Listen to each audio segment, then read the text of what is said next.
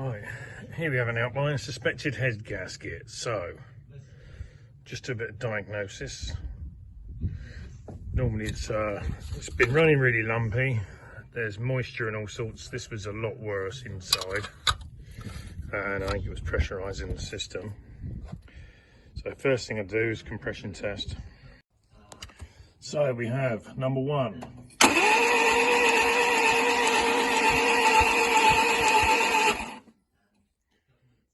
Zero. Number 2.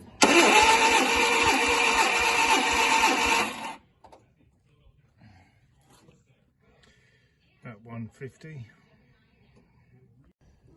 Number 3.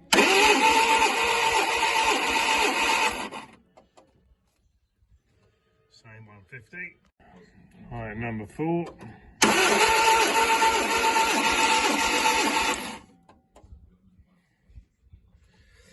$165. Right, we just do number 1 again in case it was a false reading. It's definitely 0. So it would point to either the head gasket's breached over here somewhere, or, well, it could be a valve. We'll take that off and have a look. Plugs are a bit black. Normally, if you can have 2 next to each other that are low, it's normally the bit in the middle that's gone. Typical compression readings are anything from about 120 per cylinder to about like 200.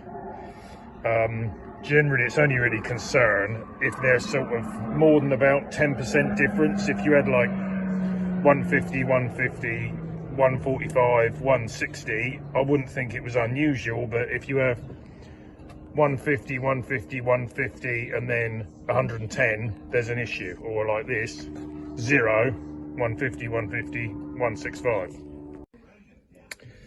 So luckily these bottom studs came out on their own. I might get grips on that one, but it means you don't have to undo the bottom of the manifold to get it out. For some reason, they had an extra, this manifold, and they had an extra one on the inside. A bit odd, still. Yeah, everything's come off undone okay, so we'll carry on. Now, just a quick tip. These little bolts on the side cover, normally they're the same length, they're about that short. Occasionally you get cars where there's a long one in. That long one was in that corner. It can mean that the threads are damaged. So if you get that, you won't be able to put a long one back in a short hole, and there might have been the long one there for a reason. So make a mental note of it and put them back in the same hole. There we go. Look, you broken. Just looking at the back of there. It's got some crap in there. I'm going to have to investigate that. I might have to take that core plug off and have a look at that later. The head, you can see. Big breach burst through. It doesn't look too bad.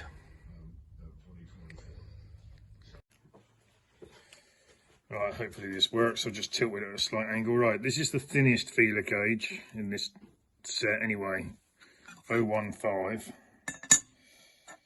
So just put it in the middle,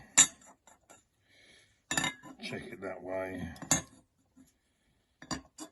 I've cleaned it up with a bit of sandpaper as well.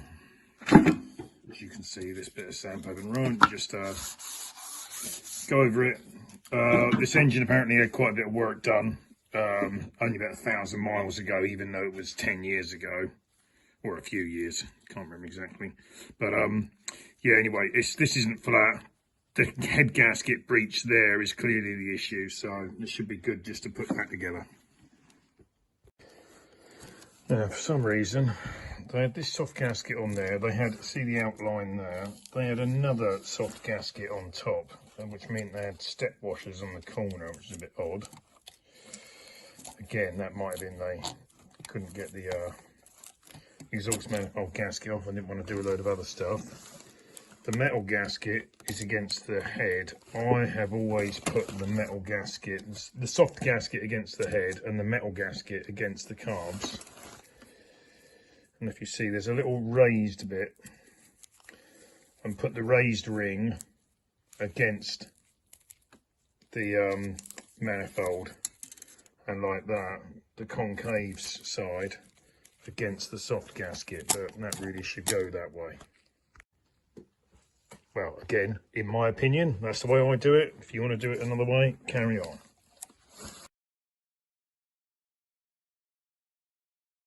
Right, the oil is slightly grey, so clean the block up.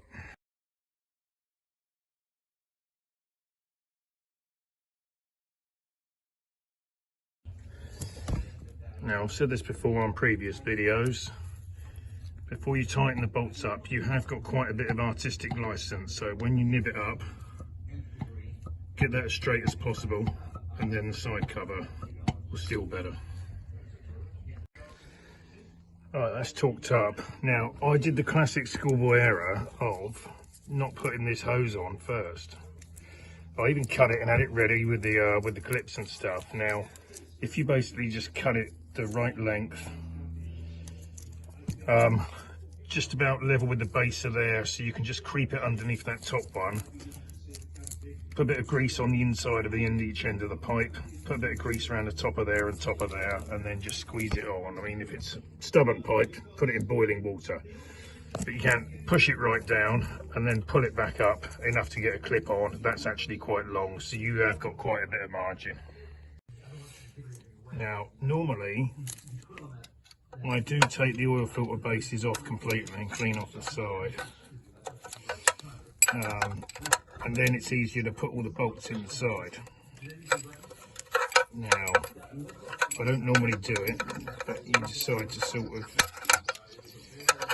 cheat a bit and sneak this one in afterwards, but just in case you don't know, this is a method where you can employ is to hold it on with a screwdriver,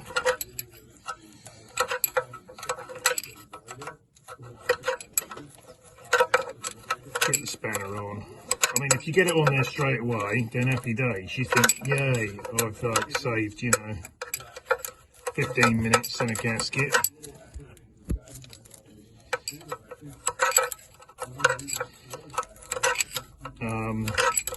If you don't get it on there straight away, or you think it's going to be too fitty, just take the 4 bolts off.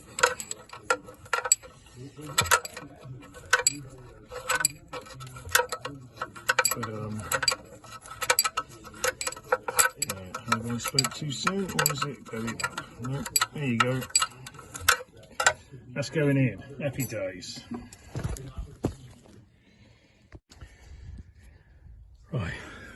Put it back together again. Right, now cleaned up the metal gasket. These are quite resilient.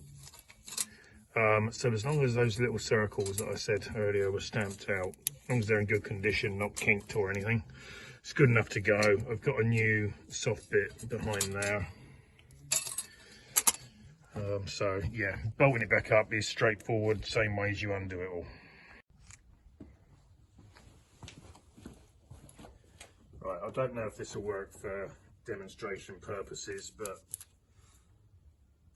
got the head back on. You want to adjust the tappets because it's got a different gasket in it, so these will either be higher or lower depending what job you've done, you know, in the gasket. And if you've had the head skimmed, it will be a bit lower, and if you've had a different gasket but not had it skimmed, in this case, it'll be a bit higher. So your valve clearances will be out, which means as you turn it over, some of the valves might be open and you won't get the right compression and you will have problems starting. So if you turn these over until you see this one's going down and you see it coming back up again, you want to turn it round, so whichever one is going down, now one's going down, so you add them up to 9. So if the one is the one that you're going to look at being fully open, so it's going there, you've got to try and sort of turn it over evenly, because the moment just there it sort of pauses and it's not moving. So number 8, which you can't see because it's in there, would normally be a bit slack, and it's not, it's tight because it's still holding the valve open. So slacking it off. Actually, I'll do that. I'll show you another one in a sec.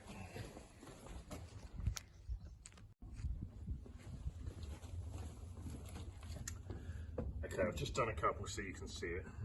I've done number 8 and number 5. Now, number 6 is fully open.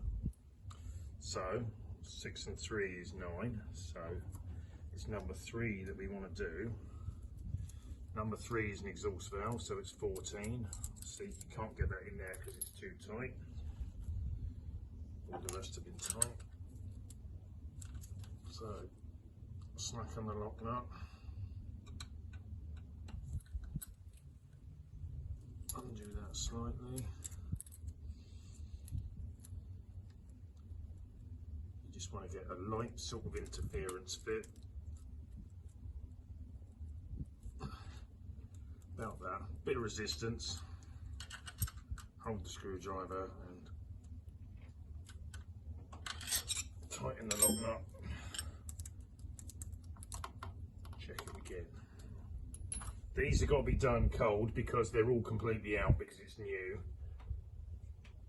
When it's hot, you check them all again.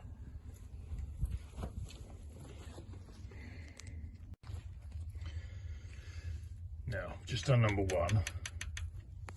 Maybe you can really see that. That's an exhaust. That's a 14 clearance. That's about right as it is cold. It's a good idea to mark them all off and then mark them off as you've done them. So I've just done number 1. Like I say, even our famous surgeons still count out the swabs in and out of the patient. They all make mistakes. So if you do it, then you don't get confused and you know that you've done them all.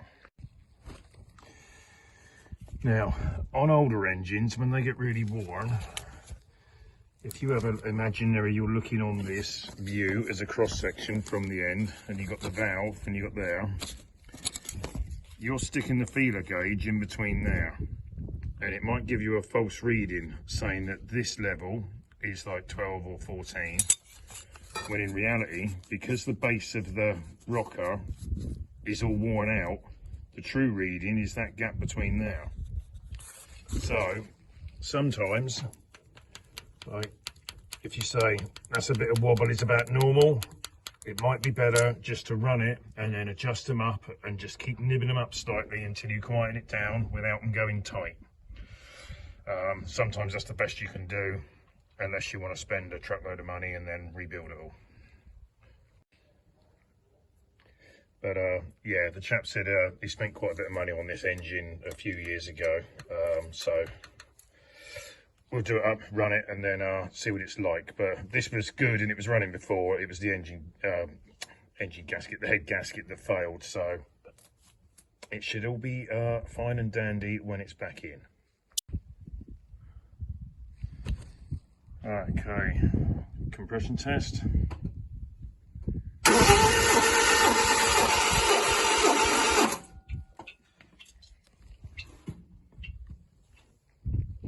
So, all looks good. So, it's running.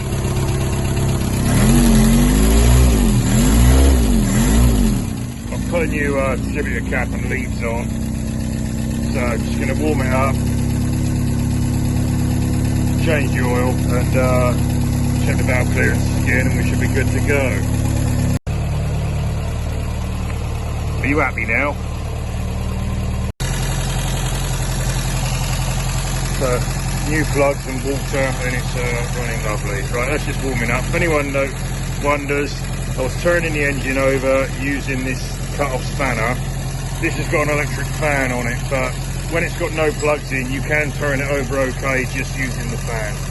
I don't think it really come out on this video, but it's got a bit of a grey tinge with the oil, so I'm just running it with some other oil that I drained out of another car. Run it through, and then it will dilute any water in it, hopefully. Drain that out, literally only running it for like 30 seconds or a minute. and then I'll drain that oil in and then put clean oil in.